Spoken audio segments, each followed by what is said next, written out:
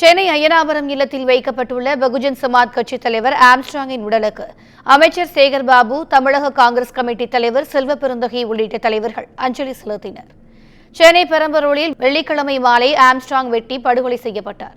இதனையடுத்து அவரது உடல் சென்னை ராஜீவ்காந்தி மருத்துவமனையில் பிரேத பரிசோதனை செய்யப்பட்டது. அதன்பின் ஆம்ஸ்ட்ராங்கின் உடல் அய்யனாபுரம் இல்லத்திற்கு நள்ளிரவு 1 மணி அளவில் ஊர்வலமாக எடுத்து வரப்பட்டது.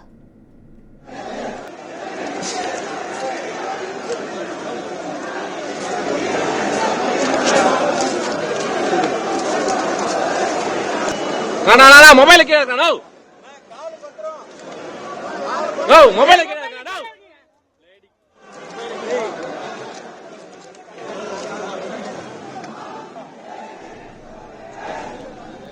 அய்யனாபுரம் இல்லம் வந்த ஆம்ஸ்ட்ராங் உடலுக்கு அமைச்சர் சேகர் பாபு, தமிழக காங்கிரஸ் கமிட்டி தலைவர் செல்வ பெருந்தகை உள்ளிட்ட தலைவர்கள் அஞ்சலி செலுத்தினர்.